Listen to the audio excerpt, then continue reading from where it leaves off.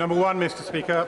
Mr. Speaker, I can tell the House today that it is my intention to return on the first day after the half-term recess to present our strategy for living with COVID. Provided the current encouraging trends in the data continue, it is my expectation that we will be able to end the last domestic restrictions, including the legal requirement to self-isolate if you test positive, a full month early, Mr. Speaker. Mr. Speaker, this morning I had meetings with ministerial colleagues and others. In addition to my duties in this House, I shall have further such meetings later today. Mr. Speaker, the Northern Ireland Protocol has frustrated business, is undermining the Belfast Agreement and is restricting the free movement of goods and people within our United Kingdom.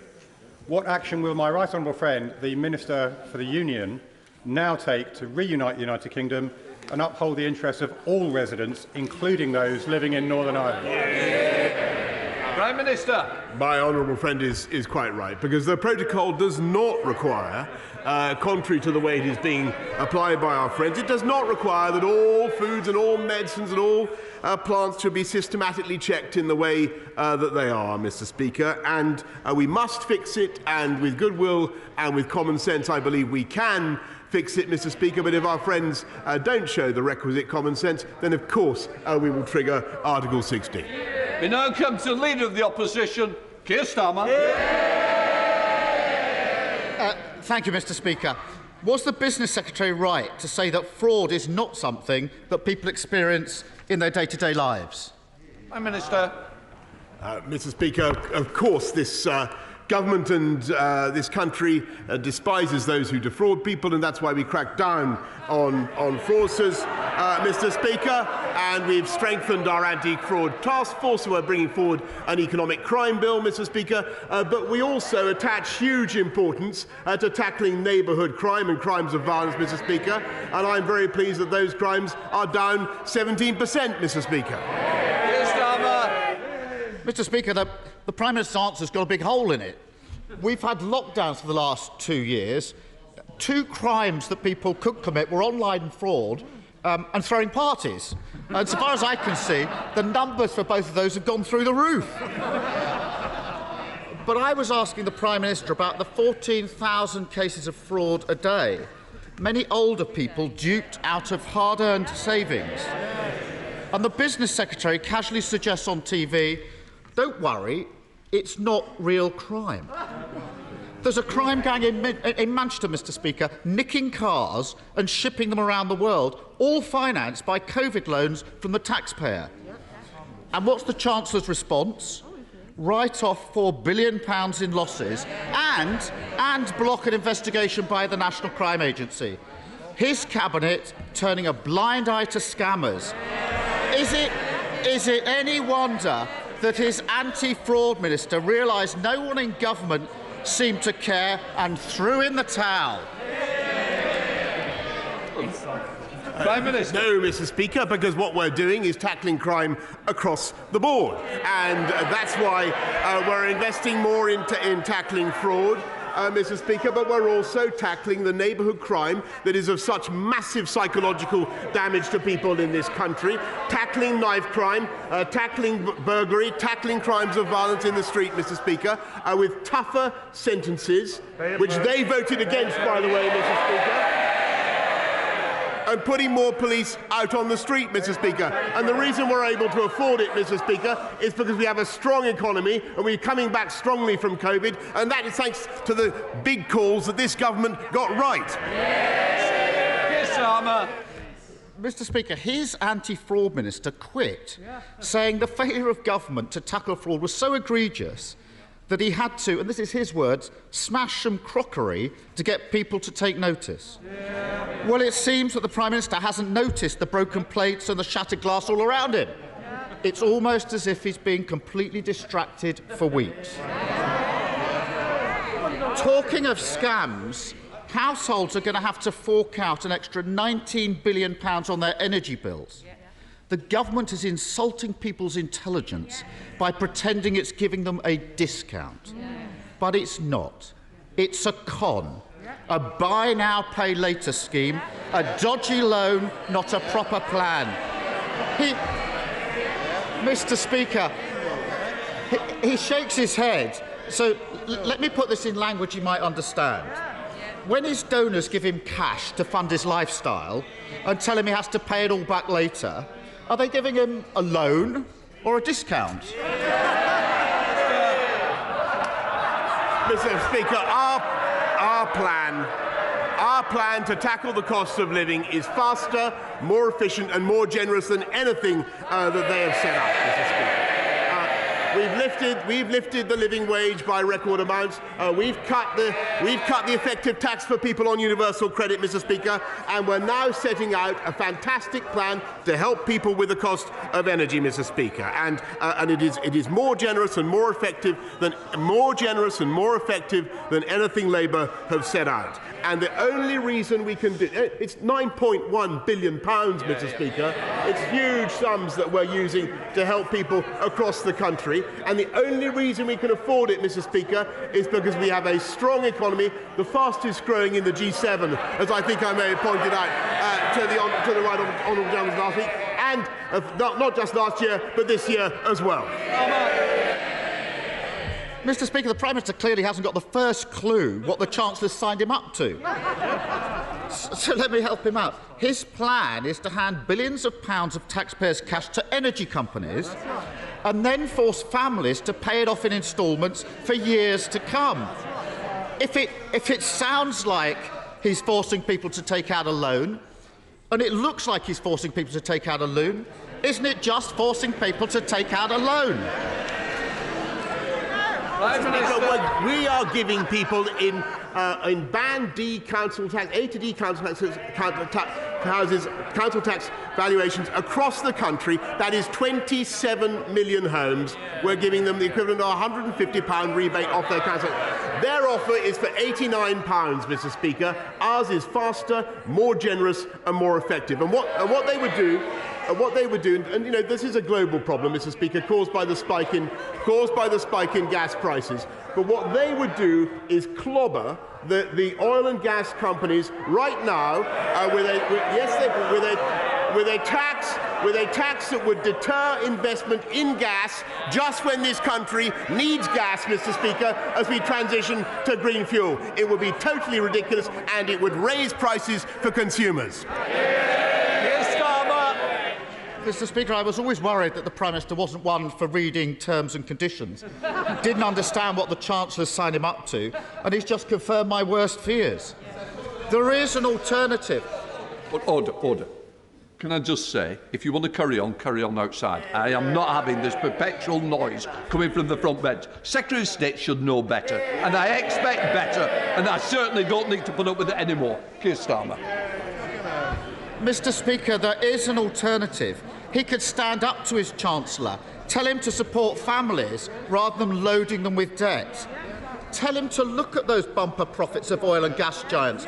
Shell's profits up £14 billion this year. BP's profits up £9.5 billion this year.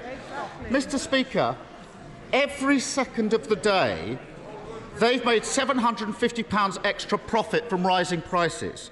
At the same time, households are facing an extra £700 a year on their bills. Why on earth is this government forcing loans on British families when they should be asking those with an unexpected windfall to pay a little more to keep household bills down? Mr. Speaker, the Labour plan would clobber supply. It's an improvement on what I thought he stood for, which was nationalising the energy companies. Maybe he's dropped that one now. I can't tell whether he's dropped that one or not. But, Mr. Speaker, what he would be doing, maybe he has, what he would be doing, Mr. Speaker, is hitting the energy companies at precisely the moment when we need to encourage them to go for more gas, Mr. Speaker, because we need to transition now to cleaner fuels. And what this government is providing is £9.1 billion worth of support. It's more generous than anything Labour is offering. And I just repeat my point. The only reason we can do it is because we kept our economy moving in those hard times when they took the wrong decisions. And we came out of lockdown in July, Mr. Speaker, when he opposed it last year. And we kept going over Christmas and New Year when they opposed it, Mr. Speaker. And that's why we have the fastest growing economy in the G7, not just last year, but this year as well, as I never tire of saying. He can bluff and bluster all he likes. The reality is this. On top of the Tory tax rises, on top of the soaring prices, the loan shark Chancellor and his unwitting sidekick have now kicked up a buy now, pay later scheme. It leaves taxpayers in debt, while oil and gas companies say they've got more money than they know what to do with. It's the same old story with this government. Get in a mess, protect their mates and ask working people to pick up the bill. But isn't he worried that everyone can now see that with this Prime Minister and this Chancellor, it's all one big scam and people across the country are paying the price? Mr. Speaker, what they can see is a government that is absolutely committed to doing the right thing for the people of this country and taking the tough decisions when Labour is calling for us to take the easy way out and spend more taxpayers' money. And, Mr. Speaker, it was this government that decided to keep going in July when he wanted to stay in lockdown. We kept going over Christmas and New Year. And by the way, Mr. Speaker, it occurs to me that we also were able to use those Brexit freedoms to deliver the fastest booster round and the fastest vaccine round. Yes, Mr. Speaker, when he not only voted 48 times to go back into the EU, yes he did, but he also voted to stay in the European Medicines Agency, Mr. Speaker. And our plan for jobs is working, Mr. Speaker. We have record low youth unemployment. Our plan for the NHS and care is working, Mr. Speaker.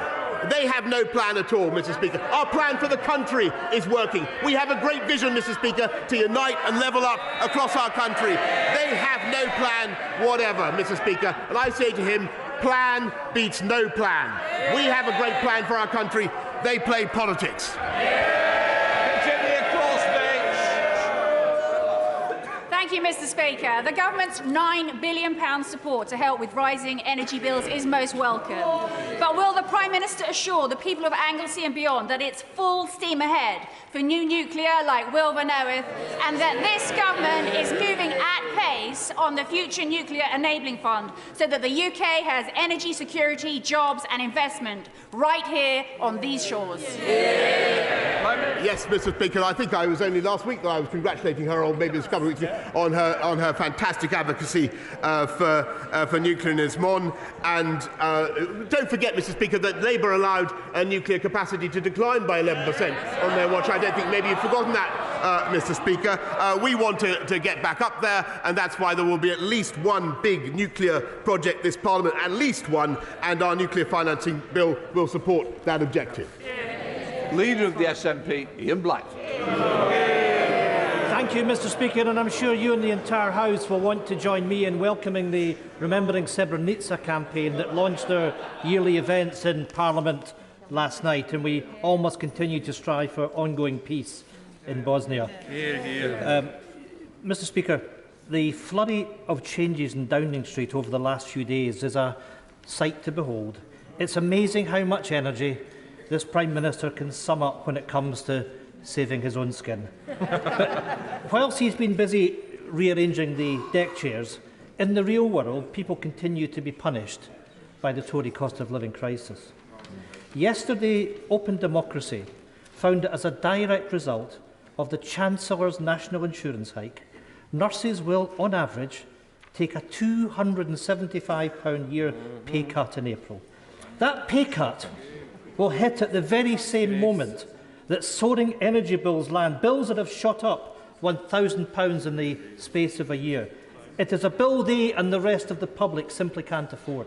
So rather than the Prime Minister and the Chancellor scrapping over the Tory leadership, will they do something useful and scrap their regressive hike in national insurance? Mr. Speaker, actually it was interesting that the gentleman opposite didn't mention that, because I think everybody can see how vital this is. We have to clear our COVID backlogs, Mr. Speaker. We have 6 million people already on the waiting list. I'm afraid that will go up. and we need to be recruiting the staff now. That's why we're recruiting 50,000 more nurses. There are 11,000 more this year than there were last year. And to his point, Mr. Speaker, we've increased the starting salary for nurses by 12.8%, in addition to the bursaries and other help that we give them. We value our nurses, we love our NHS, and we're paying for it. Ian Blackford. Well, actions speak louder than words, Mr. Speaker, and if he wants to reward the nurses, then he needs to pay them. They are the very backbone of the National Health Service, the very people that he's hitting with the pay cut in April. And I shouldn't have to remind the Prime Minister that at the same time that those nurses were going into work every day to fight a pandemic, 16 different parties were happening in his government. The public know what nurses sacrificed during the pandemic, and they know exactly what this rule-breaking Prime Minister and his government were up to. So are the Prime Minister and his Chancellor seriously telling those nurses that the reward for seeing us through the pandemic is a £270 wage cut? Mr. Speaker, what we're telling the people of this country now, what fantastic nurses, is we back them all the way. And what they want is more nurses, Mr. Speaker. That's why there are record numbers in training. That's why we have 11,000 more in the NHS now this year than there were last year, Mr. Speaker. And those, I think, are fantastic investments in our country and our society. And I must say that I think it's peculiar that this, as I understand it, the Scottish Nationalist Party's approach to healthcare is now to cut off the bottom of doors in schools in Scotland in order to improve ventilation. Jane Stevenson. Thank you, Mr. Speaker.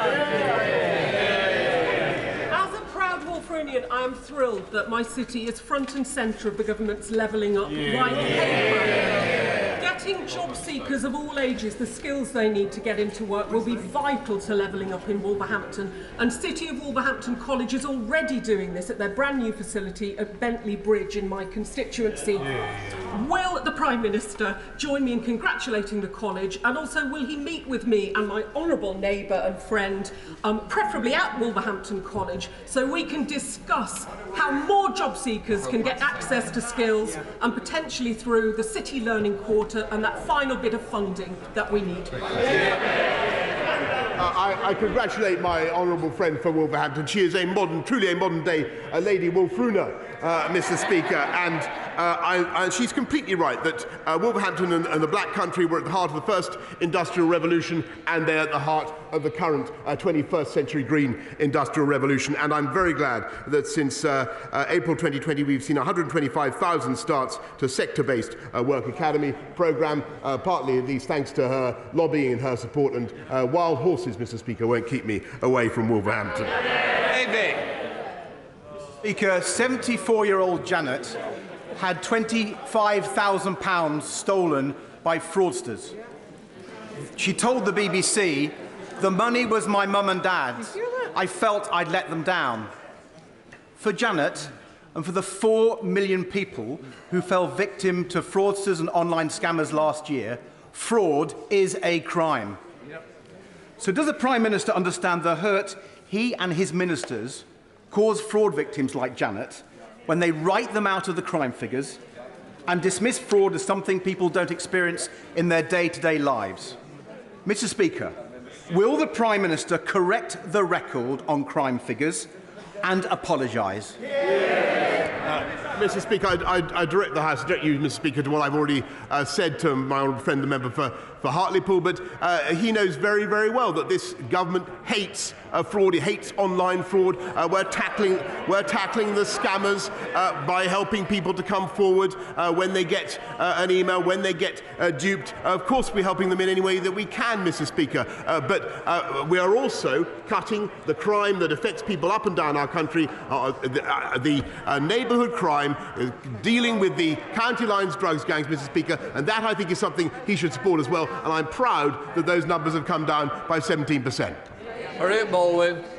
Thank you, Mr. Speaker. It's wonderful news that the first in-person Commonwealth Heads of Government meeting for 4 years will take place during Her Majesty's Platinum Jubilee.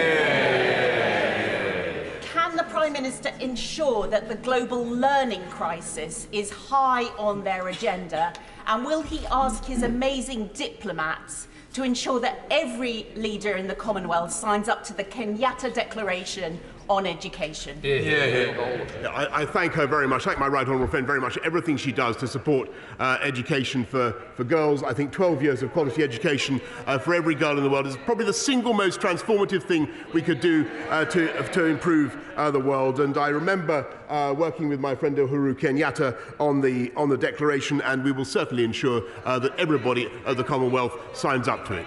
Eben Hamilton. Thank you, Mr. Speaker. Mr. Speaker, at the height of the lockdown restrictions in 2020, my constituent, who's worked for the NHS for over 30 years, was diagnosed with a tumour on her spine. Whilst in hospital undergoing painful surgery, her family obeyed the rules and didn't visit her. Mr. Speaker, in the last few minutes, a photo has emerged of the Prime Minister in Downing Street on the 15th of December 2020, surrounded by alcohol, food and people wearing tinsel. It looks a lot like one of the Christmas parties he told us never happened. So for the sake of my constituent and the sacrifices she made, will the Prime Minister be referring this party to the police, as it's not one of the ones already being investigated? Prime Minister.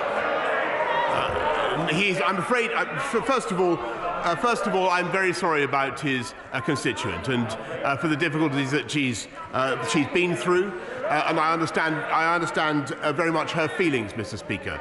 But in what he has just said, I'm afraid he is completely in error.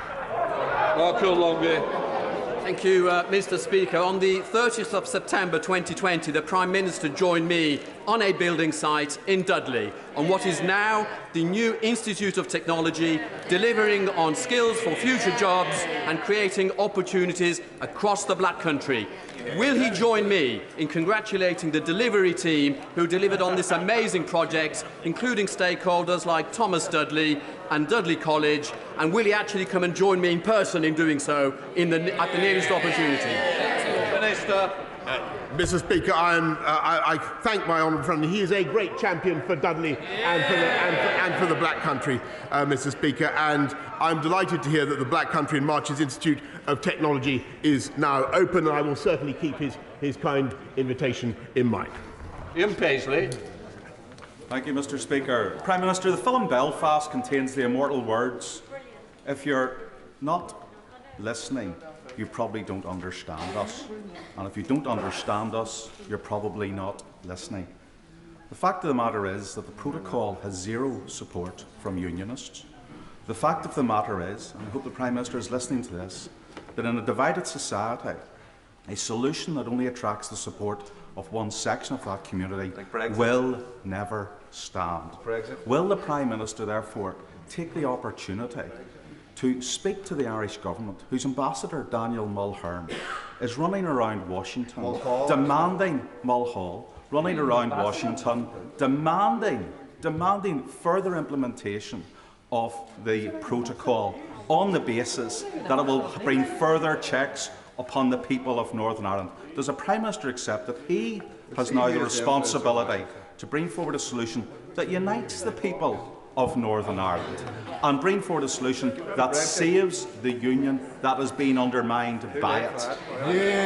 Yes, Mr. Speaker. Well, I agree with him completely that there must be a solution that commands cross-community support. And at the moment, Mr. Speaker, there is no doubt that the balance of the Good Friday Agreement is being upset by the way the protocol is being operated.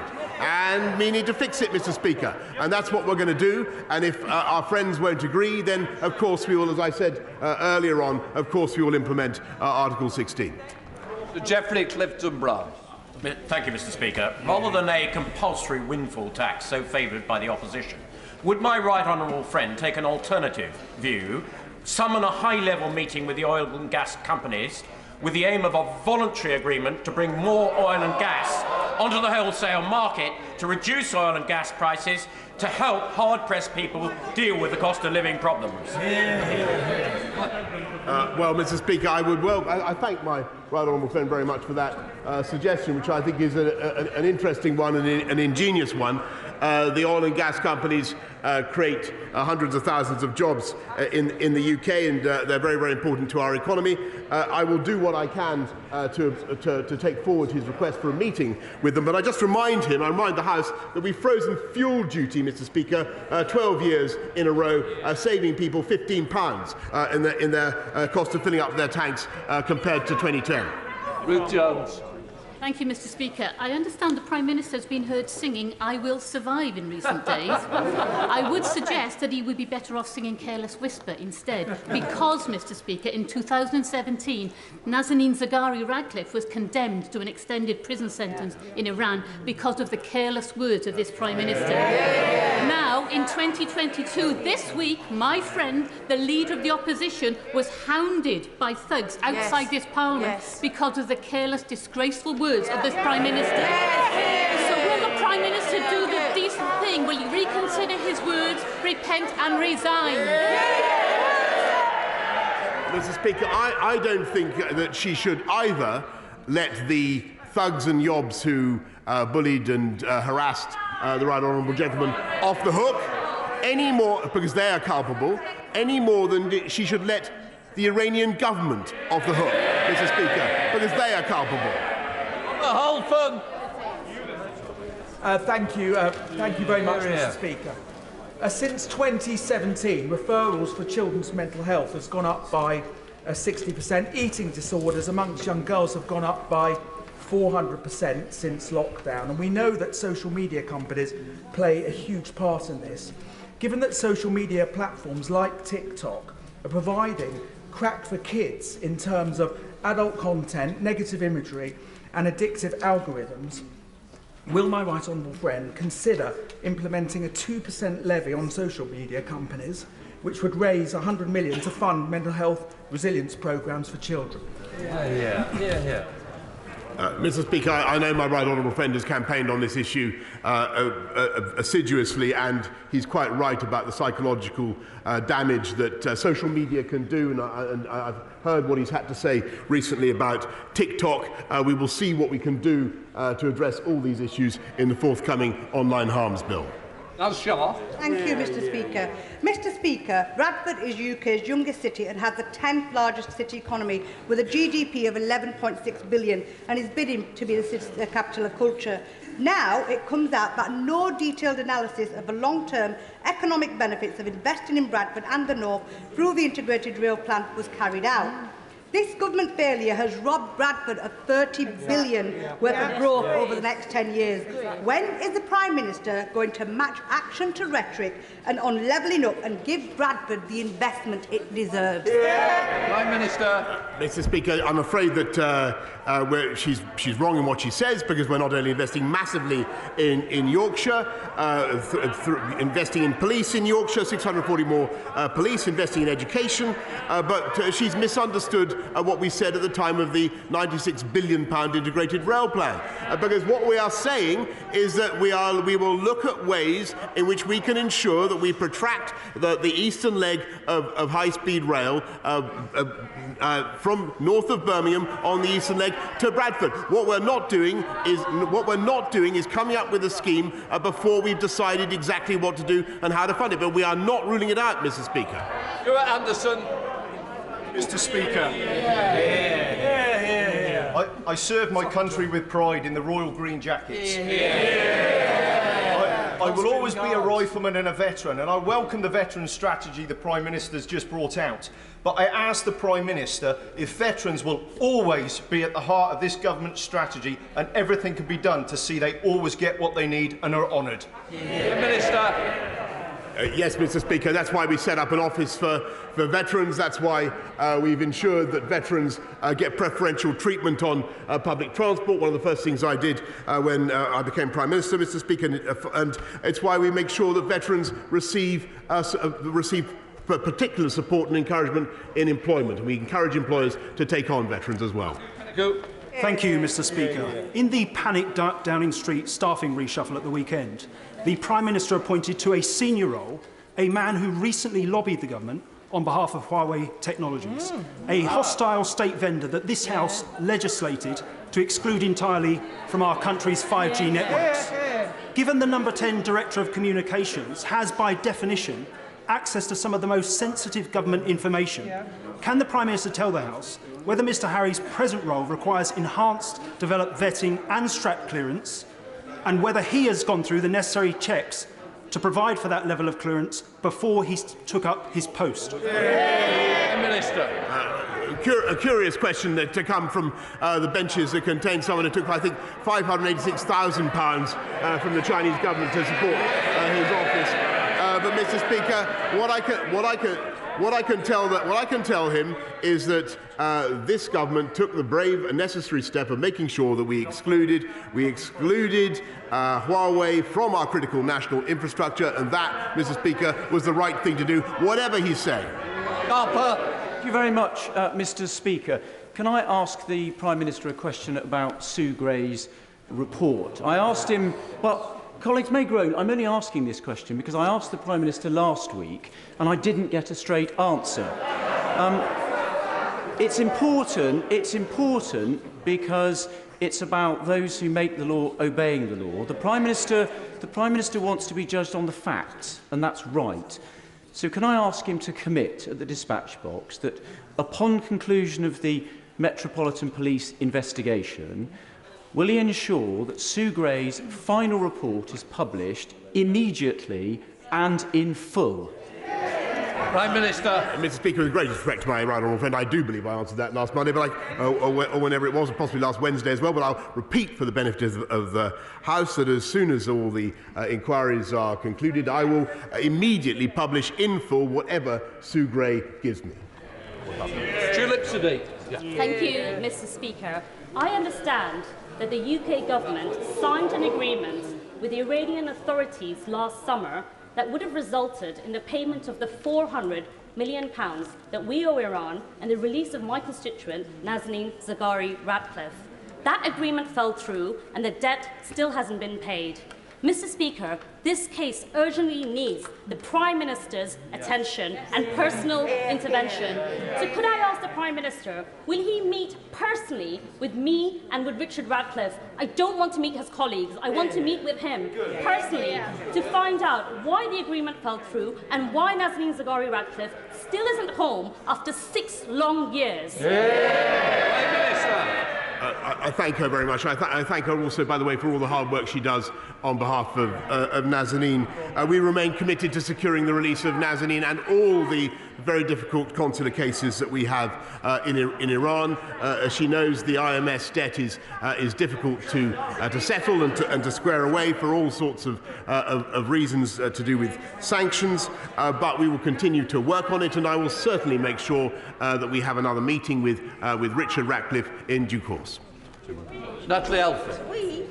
Mr. Speaker, Dover is once again beset by miles of traffic jams along the motorways, affecting residents and local businesses alike. Not because of Brexit, but because of Brussels bureaucracy and red tape. Will my right honourable friend, the Prime Minister, meet with me to discuss how we can invest in our local roads, in the M2, in the M20 and the Dover Tap to unclog that road once and for all, and also to get rid of the unnecessary red tape for a trading global Britain? Prime Minister. Yes, Mr. Speaker, she's absolutely right in what she says. As the economy rebounds, we're seeing all sorts of pressures, but we do need to make sure that we clear bottlenecks everywhere in our system, and that's what we'll do. Gerald Jones. Thank you, Mr. Speaker. I'd like to refer to the Prime Minister's answer to my honourable friend member for Leeds North East. The photograph referred to is all over social media. Everybody can see the photo. The Prime Minister is in the photo. So can I ask him again, will he refer to the matter to the police? Because this is not one of the parties already being investigated by the Metropolitan Police. Prime Minister. Yes, that's precisely the point, Mr. Speaker. It already has been. That event already has been submitted for investigation. That ends Prime Minister's questions. I'll let people leave before we start the UQ. All right. Yeah. No, it's not that. All the best, Stephen. Look after yourself.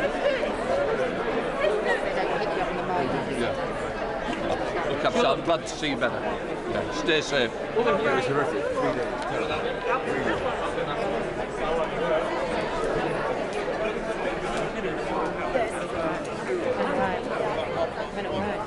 Yeah, when I want.